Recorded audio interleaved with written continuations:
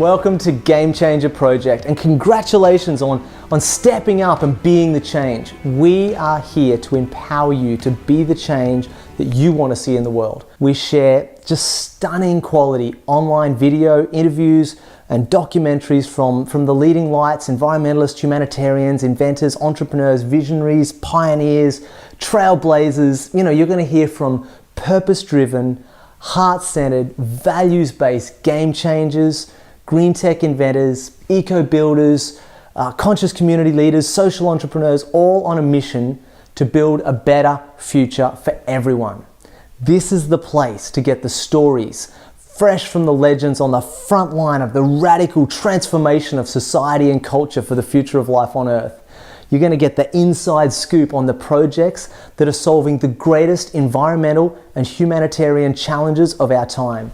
Best of all, you'll have the opportunity to get involved and actually be the change that you want to see in the world. So whether you're raising a garden or a family or global consciousness, you know, whether you're leading a revolution or just leading yourself deeper into your own private practice, you know, whatever you're up to, we get it. We're here for you. We're bringing you stunning quality information and inspiration so you can enjoy unlimited free online videos, interviews, documentaries from leading lights shining the way home. Here, you know, you're going to get the support, the encouragement, the inspiration you need to make a stand for greater compassion, for sustainability. You know, stand with us as we affirm life, as we honor Earth, as we provide for future generations. You know, together, I believe we can turn the tide and create a healthier, happier, more sustainable society and build a better world for generations to come. So register for unlimited free access to all of the Gamechanger videos, interviews, documentaries, audios, bonus resources, you know, all the stuff that we offer. This is our purpose. It's our gift to humanity. There's no ads. It's completely free of charge. We're not going to try and take money off you later. No credit cards. It's our way of being the change that we want to see in the world. In fact, Gamechanger Project is as far as I know at this point, the only platform where every single subscriber makes a difference. So thanks to our contribution partners, every time you download, watch, listen, share a show, you know, it allows us to make a greater contribution to the game-changing environmental projects that we support. All right, lastly, I'm your host, Patrick Woodcraft. I'm stoked that you've joined us, so welcome. Whether it's your first time or if you're a regular, it's my mission on each and every single show to engage and empower, to educate and entertain, you know, really whatever it takes just to inspire you to step up and be the change that you want to see in the world. If you're curious, you can go to patrickwoodcraft.com to connect with me and find out about the other humanitarian and environmental projects that I support or that I'm part of. Remember, you know, after all said and done, you have a far greater impact than you imagine. Who you are makes all the difference. It really does. And making a change for good, it's always way easier, more rewarding and more fulfilling than you think. That's it from me. Thanks for showing up, for stepping up and for giving back. Are you ready for today's show? All right, let's do this. Woo!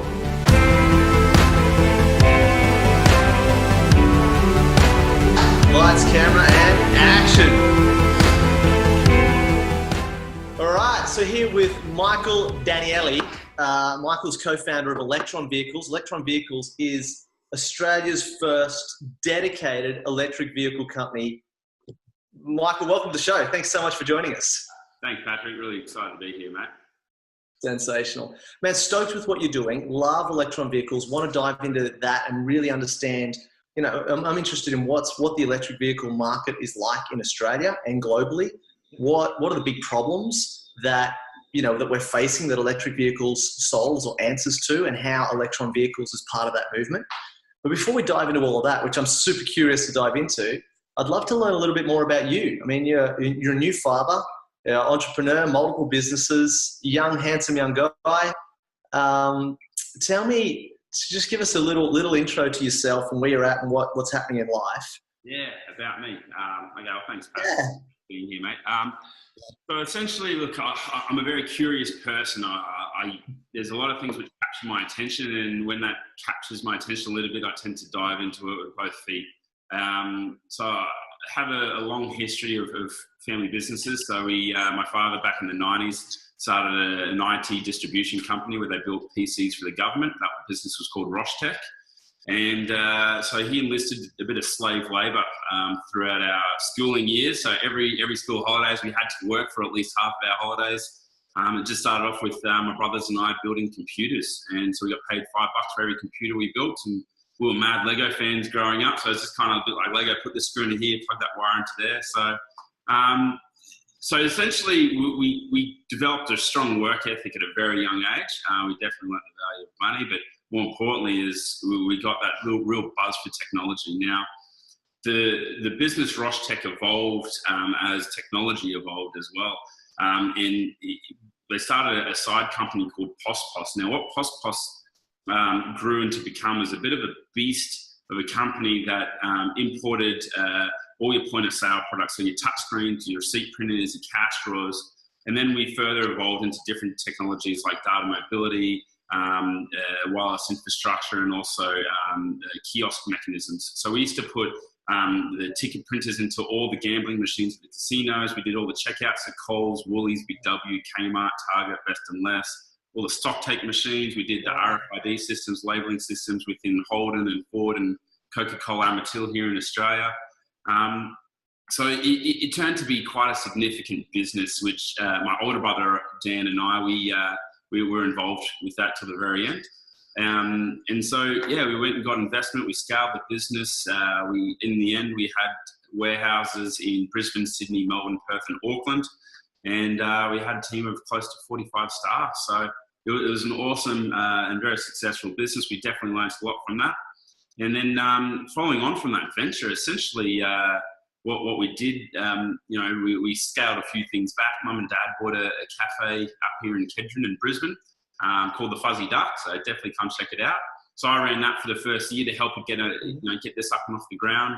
We bought another salad bar within that first year, flipped it, sold it for a tidy little profit just to help fund the expansion of Fuzzy Duck. And then from that, I said, look, it's all good working for family business. It's all I've ever done. Meanwhile, on the side, I'd been working bar jobs. In the middle of my career there, I had my quarter-life crisis. I booked a one-way ticket, disappeared through the US and Canada. I landed in New York, stayed with a friend there, got a bit bored in New York, so I wasn't working. So I hired a car and I just drove around the US, figuring out what I wanted to do in life. I started up a liquor company as well with a whole bunch of people. That was a whole heap of fun, but we just failed to get the investment required to get that up and running. But I will do that as soon as I find the right people to do the investment. I'll get back into that. And then ultimately from there, I ended up in Toronto, in Canada, and long story short, I bartended at a gay male strip club for 6 months. Saw a lot of weird things I won't go on to in this interview, but I learned a lot. But I definitely have a newfound respect for the gay community. There's a lot of people out there that are just absolutely phenomenal. Then during my time in Canada, I met a girl called Jessie. Met her online through a dating app, Plenty of Fish. And then, whisked her back to Australia on the promise of come check it out for a 3-month holiday. If you don't like it, you can go home. And she just sat on Bondi Beach for 3 months. She said, yeah, I can get used to this. So, so we went back, got her stuff, and now we're married and have a child. So when we moved up to Brisbane, I ran Fuzzy Duck for that first year. And I said, look, it's time for me to finish working with the family. I just wanted to see what it's like working for someone else. I tried really hard to think about what I wanted to do. And I guess it's hard because I've got a broad range of skills within sales, within marketing, within operations. So that's where I landed a job with a company called Little Tokyo 2. So they were Brisbane's biggest buzz when I first started with them. They're a young co-working space that had 2 sites that opened up within 18 months. And then so I was with them for 2 years. So the company was only 4 years old now, I think. So it's the longest staff member we ever had. So I head up the operations. Then I took over the sales and the marketing. I doubled the size of the business when we opened up 2 more sites and scheduled the 5th site being on the Gold Coast. And that was an amazing experience because I got to learn how startups work. I really got to learn how to help young and small businesses to scale and grow. Even though that's something I've done with my own family businesses, was interesting to do it with businesses outside of the spectrum that I was used to. And it was a really good experience from that. So the hard part, me being relatively entrepreneurial, I had a few side businesses going, this being one of them. And it got to the stage when your side hustle becomes the full-time hustle. So that's when, I pulled Jock, the owner of Little Tokyo 2 aside. I said, dude, we come here and we help businesses outgrow Little Tokyo 2 and become independent and self-sustainable. I said, unfortunately, I've done it for my own business. I don't know what to do. Like, how can I help both companies? Because I like to help everyone. So, but he said, mate, this is where people come to live their dream. You've got to go do it, dude. So, yeah, he gave me a massive hug and wished me best of luck. And, yeah, he set me on my way. So that's how Electron Vehicles was, became my main focus. Wow. That's such an epic story. I mean, it reminds me of, remember Helen Keller? She said, life's either a daring adventure or nothing. Sure. I'm like, there it is. There it is. Mate, the adventure's starting. I've got another 60 years ahead of me. Yeah, awesome. So tell me a little bit about why electric vehicles? Why, what was it that, what's there? And specifically from the point of view of what are the problems that it answers to that you see that have personally impacted you or that you see in the world or in your travels? Like, why electric vehicles? Why Electron? Why electric vehicles and why Electron came to be? It's an interesting question, and it's a good one too. Look, I'm no hardcore environmentalist, so I don't go to the protests and hold signs or anything like that, but I am the guy that you see walking down the street with a plastic bag, and I just pick up rubbish as I go. I always, if there's a can of Coke there sitting there empty, I'm like, well, I'll carry it for the next kilometre to the next bin. I'm like, why? There's no reason for that. I think it also comes to be when my wife fell pregnant, and when you're bringing another life into this world, and you think about, okay, well, what kind of world are they going to be left with?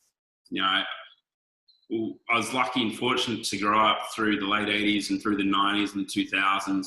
And the world was such a glorious, fun, awesome place then, but it seems a bit scary now in terms of all the random weather events that are going on.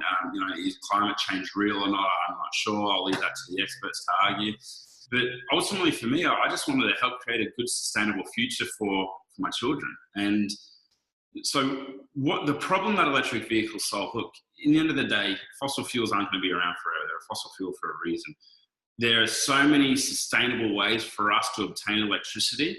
Now, realistically in Australia, this is where a big problem is how much electricity is gathered and retained sustainably, through the wind farms and solar farms and hydro dams.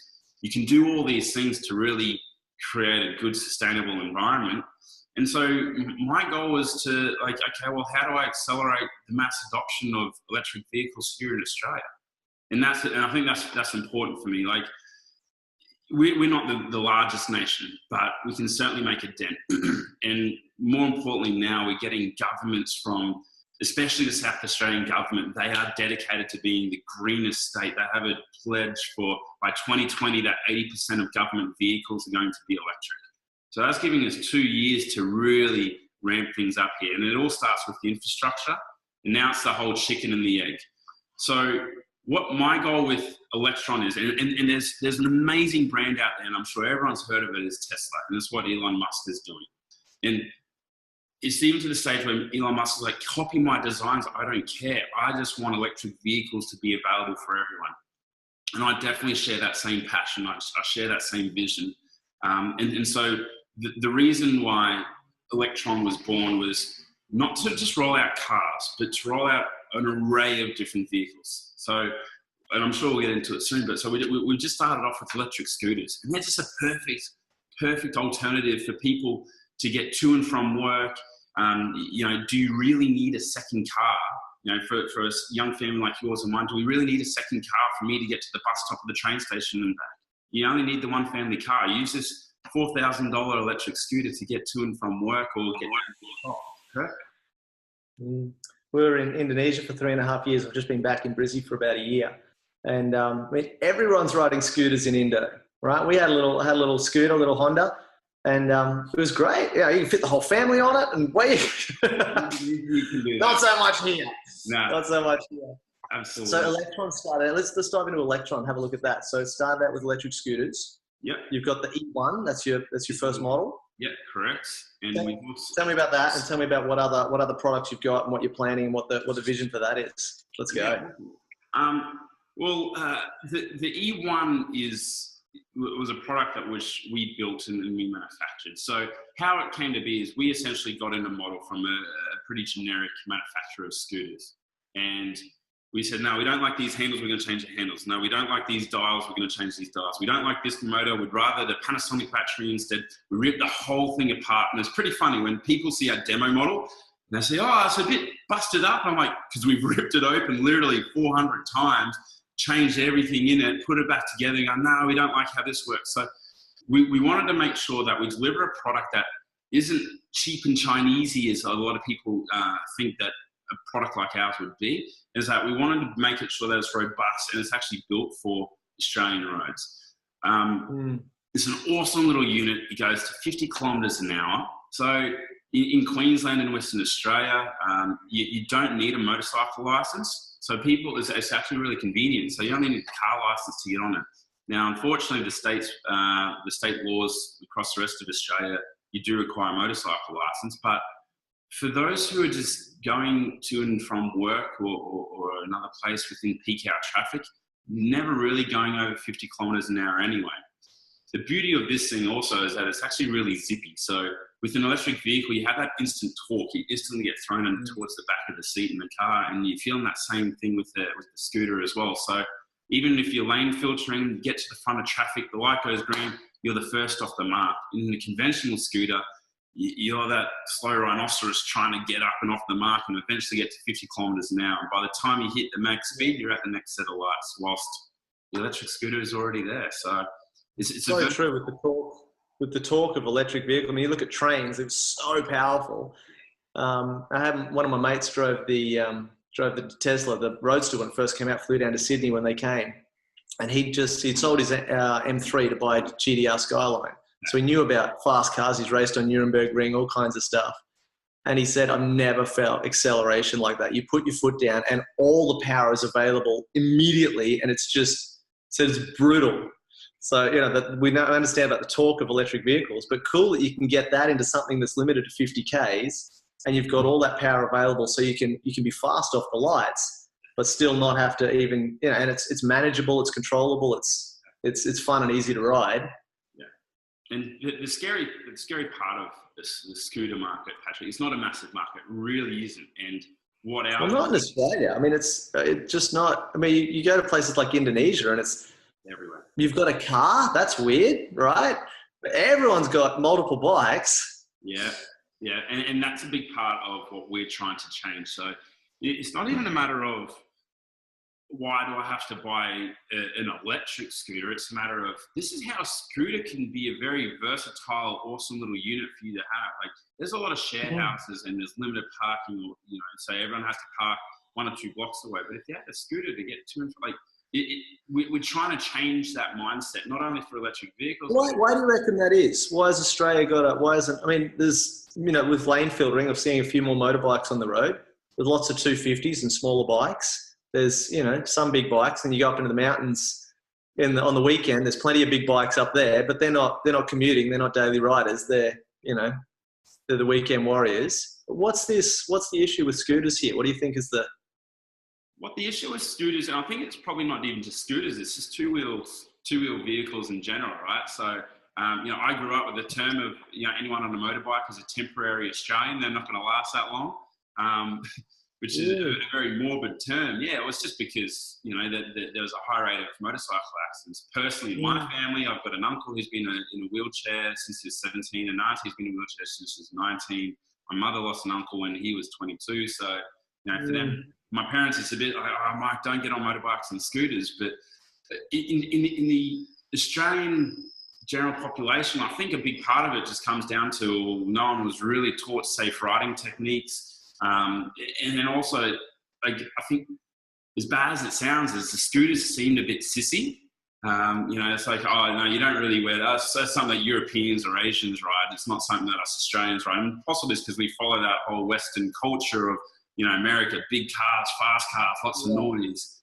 But to get on a silent little electric scooter, it's a bit of, oh, no, you won't see me on one of those. But I do have to admit, though, Patrick, like, as soon as you jump on this thing, every one of my friends that have jumped on this thing, like, I'm a 6'5" guy. I proudly ride this thing around. Obviously, it's my, my business, but every one of my friends that have ridden this thing, like, holy shit, I really, really want one of these. Like, it just changes perspective. Like, oh, okay, now I can see where I'd use it. And so that's why we're trying to become a bit more clever with our marketing of going, okay, well, what are some real use cases where people can use a scooter instead of a car or a bus or a motorbike even. So, and we're now starting to get that momentum, which is really awesome.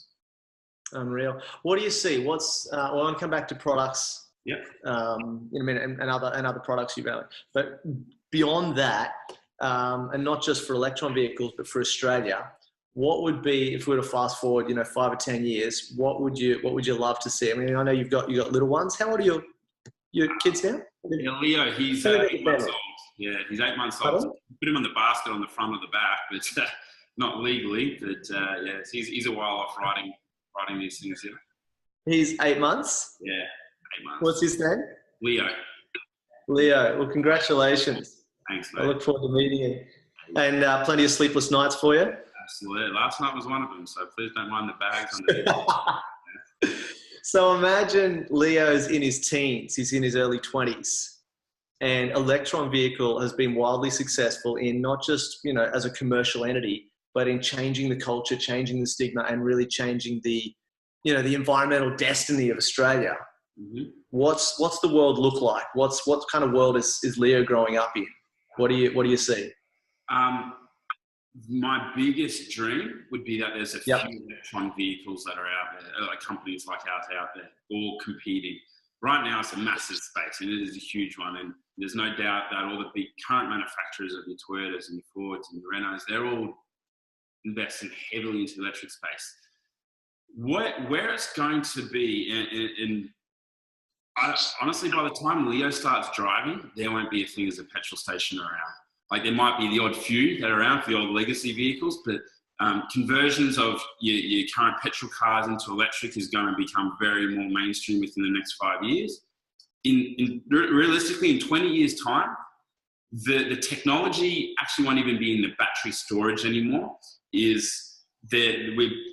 testing out certain grids in South Korea that they've been testing this as well, that you won't even need to ever charge your car either. So they're putting these grids within the road that you can get on the road from here, drive all the way down the Gold Coast. It's just going to charge your car through the road kinetically into your car. So by the time you rock up to the Gold Coast, your car's fully charged. But yeah, and you don't need to stop at all.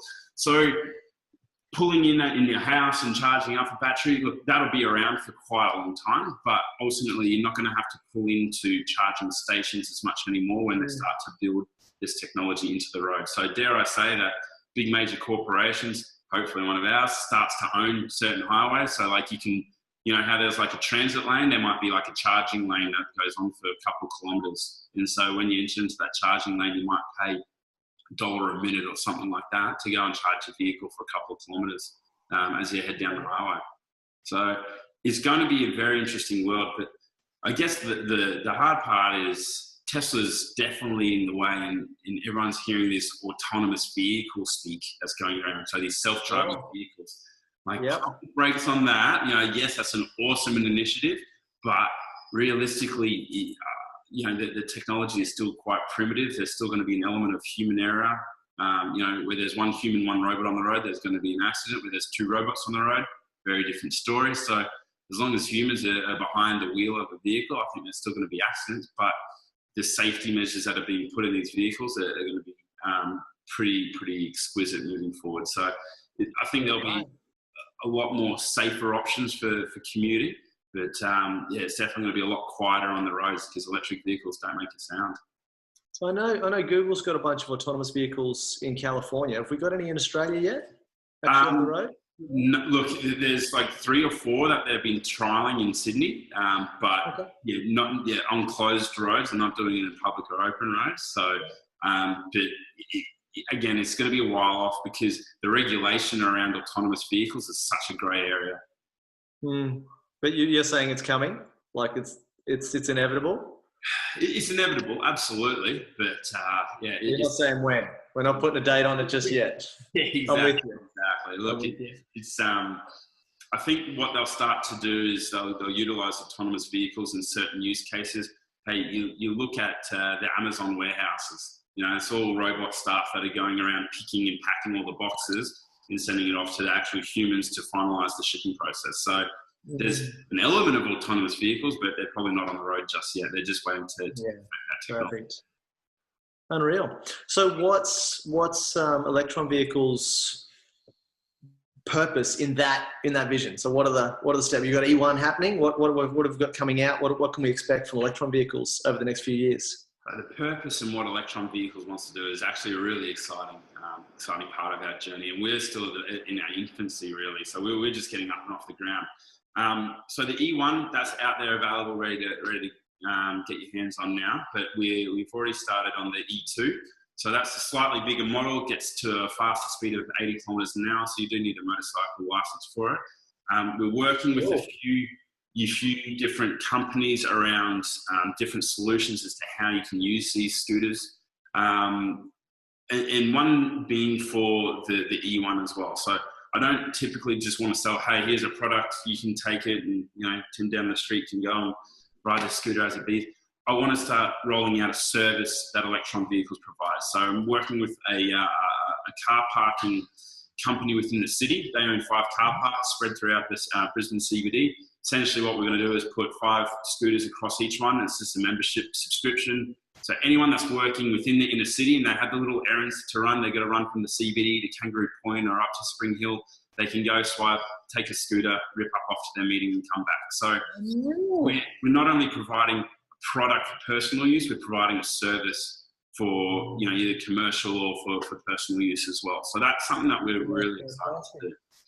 Next on, rather than me have to go, oh yeah, I think electric scooter might be handy, and then go and, you know, spend a few grand on that and go, yeah, this is good or it's not, or, you know, have the experience of it and probably fall in love with it. But there's a risk there. There's like it's a barrier to entry.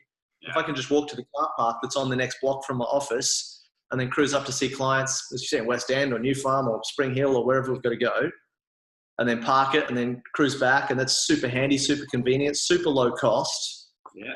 And I've had an experience of going, this is fantastic. Right? Well, then, I mean, it looks like the only thing we've got to deal with then is helmet hair, right? Absolutely. Like, you know, like, unfortunate for guys like us, we've got a full head of hair, so it's going to mess it up. But, you know, I think there's going to be a massive uptake within the bald community. So anyone that does much hair. That's a regulation that we'll never be able to get around, and ultimately I don't want to get around that. I think it's important for people to wear a helmet, definitely safety first. But look, that's a big element of what I want to try to do is change how people think about, well, where can we utilize scooters? And there's a very good form of transportation for that first and last mile, and then ultimately within the middle of the day getting around the city. So we're excited. We're excited for that. Takes a lot to get these things up and running, because the big part, and we'll get into this later, but the biggest issue about adoption for electric vehicles is the infrastructure. It's a whole chicken and the egg. Do you put 1,000 vehicles out there, or do you put all the infrastructure to charge them? So luckily, a company like Tesla has been going and investing and putting these charging stations everywhere. But even better is that the Australian government is being really proactive. So literally you can drive from Cairns all the way down to Perth, across to Western Australia, and then up to Darwin. And there are charging stations along the whole way. People don't realise how many there actually are. Yeah, it's phenomenal. There's an amazing app. It's called PlugShare. So I'll quickly pull it up for you and I'll show you on the screen. Yeah, sure. And so what PlugShare does, it actually shows you where all the electric charging stations are across Australia. So all them. Wow, look at them all. So yeah, and so like as you zoom in, even right up the centre, right up through Northern Territory, right up to Darwin. As you zoom in, you'll see that it kind of it sort of populates even further. So then there's quite a lot. Now the beauty of this is that you tap on one and it says what kind of cars or vehicles that it charges, what are the different plugs of cars, whether it's a supercharger or a generic one. And it's awesome to know that there's that infrastructure because it's going to support this next range of vehicles that I've got coming in. So we're working on a motorbike, which is so much fun. Now the motorbike will realistically be released towards the end of, the end of the year, but I'd say early next year, early 2019.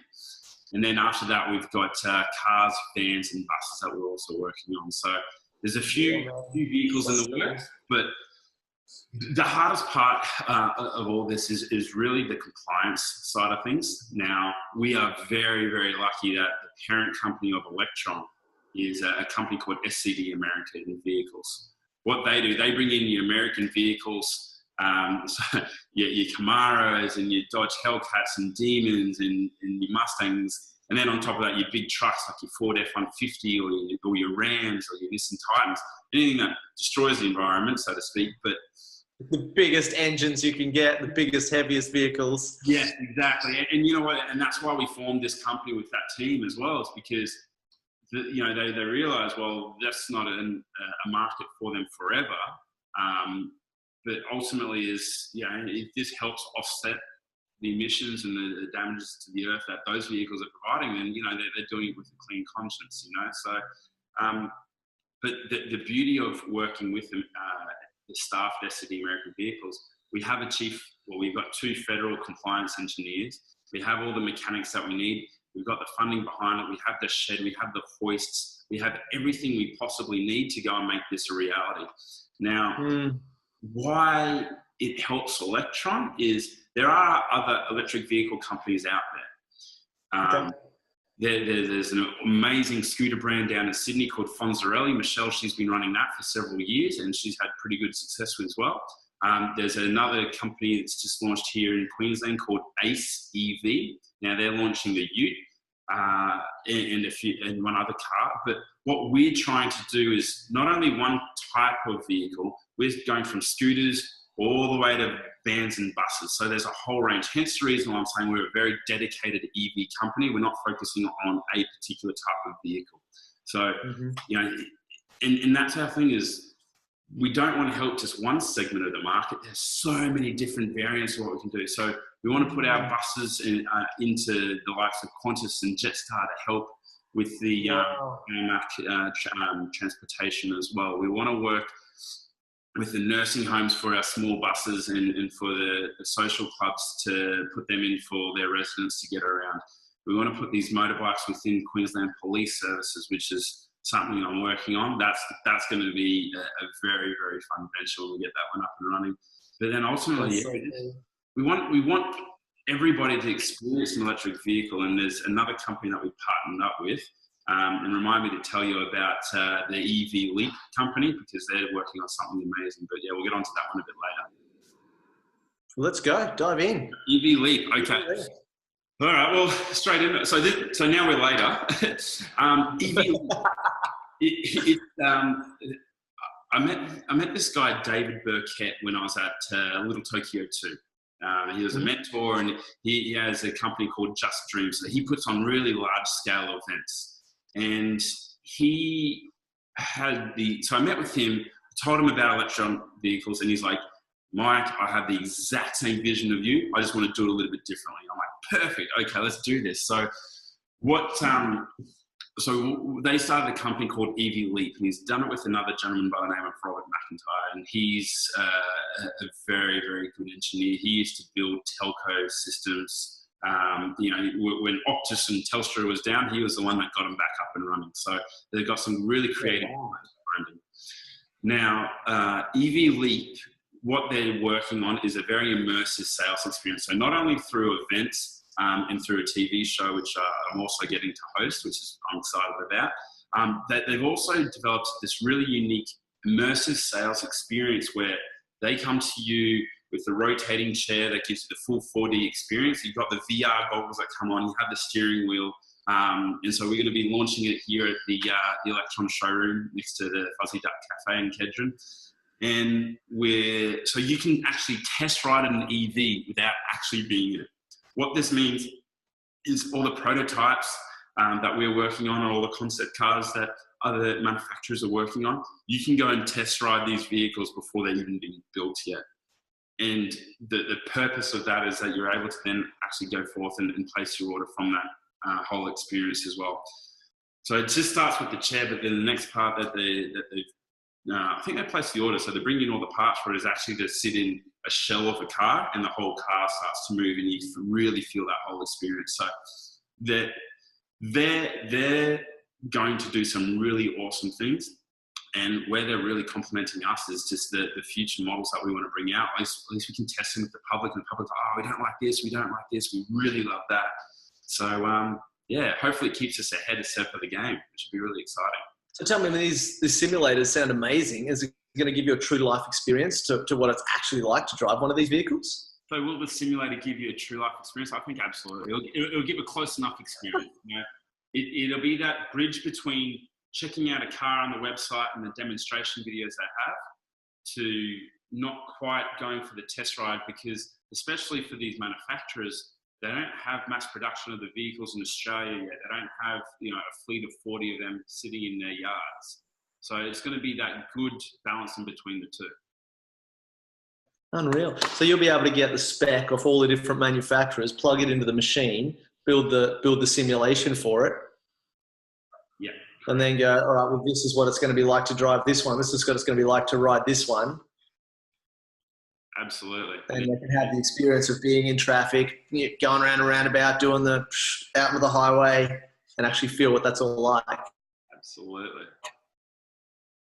So we're excited. We're really excited to work with EV League in getting this to life as well. So yeah, we're so close to getting already. I guess ultimately just working with time constraints and getting the technology built to finalize the simulator as well. So I'm really excited. I think that's going to give people the thought around what's it like to actually drive an EV, and that's a big part of our goal. Whether they buy ours or someone else's, it doesn't matter, as long as they've had that experience and like, cool, this is the type of vehicle that I want, and then they go make the investment towards it. That is so cool. And tell me, will you be able to plug in a petrol vehicle as well? So I'll be able to compare, say, you know, like a new electric vehicle against an M5 or against a Commodore or against something, so I can actually feel the difference? That's a good question. Actually, it's something that we haven't even flagged with the EV Leap team, but ultimately I don't see why we couldn't. It's just a matter of... You heard it here first. Because then it's real, right? Because then I know what it's like to drive my Falcon or my Toyota or my Honda or whatever it is. Yeah. And how's this electric vehicle different? Yeah. All right, so here's what it feels like, and then you change gears, and then torque curve builds up and change gears, but then here's what the electric vehicle feels like. Yeah. Right, and it's just there, and it's constant, and you go, oh, I get it now, because you've actually had the comparison. In terms of comparing it to a conventional vehicle, I think once, you know, the first time I sat in a Tesla, I didn't need to compare it to anything else really, because it is such a unique experience and such a unique feeling that I guess ultimately, look, if you're in the market to go buy an M5, or you're in the market to go buy like a Tesla Model S or one of the vehicles that we're bringing out, yeah, definitely I think that'd be merit in comparing it. But for existing vehicle owners, as soon as you jump in this simulator, as soon as you jump on one of our electric vehicles, you instantly feel the difference. Like even going from, you know, from those who have never driven or ridden a motorbike or a scooter before, the first time they jump on our E1, the electric scooter, they instantly feel what that electric power is going to be like. So yeah, it's been pretty exciting to get people's reactions, but I'm really excited to get more reactions around what the experience of driving an EV is going to be in terms of a different array of vehicles. Unreal. Mike, this has been fantastic. Tell me, what's the opportunity right now with Electron Vehicles for people to get involved? Either as a client or a customer or on a waiting list, or, you know, a supplier or investor, or, you know, what are the different opportunities that you've got available right now for anyone to get involved? All right. So to get involved with Electron, look, we're still in our infancy, as I was saying earlier. So there's plenty of opportunity to get involved. As a client, check us out at electronvehicles.com.au or jump on Facebook and Instagram, see what we're doing. You know, we've got the next batch of our scooters arrive. They land mid-July, which is super exciting. So basically, we go get the parts from all across Asia and certain parts of Europe, and then we assemble them all here. So essentially, when the container lands, it takes us about a week to assemble 25 scooters, and then we're good to go. To place pre-orders for the future models, look, we've got the E2, which we have the prototype, which we're finalising and going through the compliance process now. Feel free to, again, to reach out to us. We'll happily come out to you for the test ride. We're also featuring at a lot of different trade shows and events, which we publish on our social media. So definitely get in contact through there. Perfect. As a supplier, the interesting part is that our business model has evolved and changed, 40 times within the last year. We've gone. That's the startup journey. I know what that feels like. And I guess it's just a matter of, you try something, that's probably not going to work. That's not scalable. Let's evolve it. Let's change it. And that's very important for us in our journey. We are working with a few different manufacturers, so they might not be an Electron vehicle branded vehicle, but if we're able to bring them in, we're able to do all the compliance here in Australia, and we're able to roll out the dealer network through the holdings that we currently have with our existing infrastructure. So we're working with a few different suppliers out there. So yeah, definitely, please get in touch. We'd be more than happy to see how we can help, get your vehicles as part of the mass adoption here in Australia. And as an investor, definitely look, as we put on an extended range of vehicles, and scooters was an easy way for us to start because they're actually a cost-effective solution for us to bring in. But when we're looking bringing in cars and the vans and the buses, look, we'll probably need to beef up our capital injection. So if there's anyone that's looking to invest in, and hopefully the early stages of bringing these vehicles in, we'd be very happy to have that conversation. Unreal. Thanks for sharing. Any other? We didn't start this business because we thought we could make a shit ton of money. We just, started to like, this would be a good purpose for Australia, Well, look, I hope you do make a ton of money, and I love that you're doing it because it's the right thing to do. Right? There's a bit of both. I love that.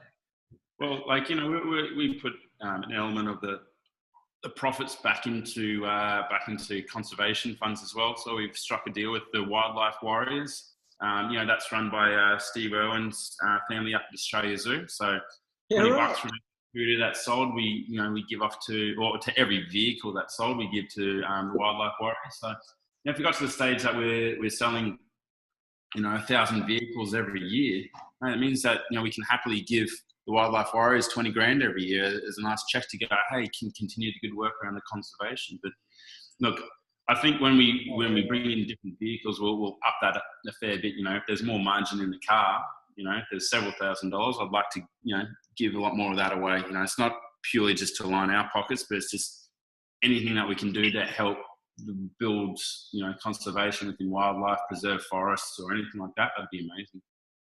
Beautiful. I really feel that. I love that. Any other opportunities? You're looking for team or staff? Absolutely. Well, look, at the moment, it's me full time on this. I share the SCD American Vehicle staff, but what we are looking for is actually, anyone that'd be willing to take Electron Motors and run more or less the branches within the interstate regions. Even if you're in a regional town, you're like, okay, if you're up in Townsville or Cairns or something, like, yeah, this would be an awesome venture to have up here.